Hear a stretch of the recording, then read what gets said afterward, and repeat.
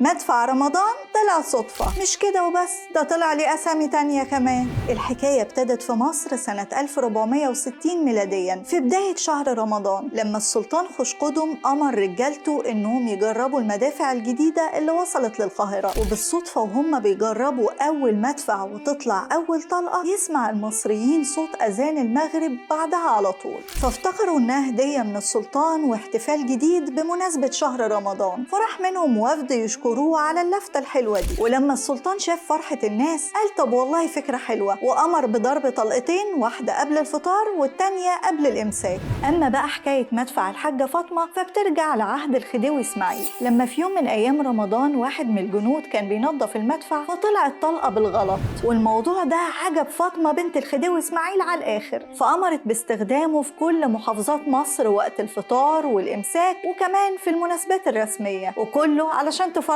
الشعب. ولما وصل لمحافظة الأقصر سموه هناك مدفع الحاجة فاطمة، لأنها هي اللي أمرت باستخدامه. وأيا كانت الحكاية الأصح، فالأكيد إن مدفع الإفطار أصله مصري. وكل سنة وانتم طيبين.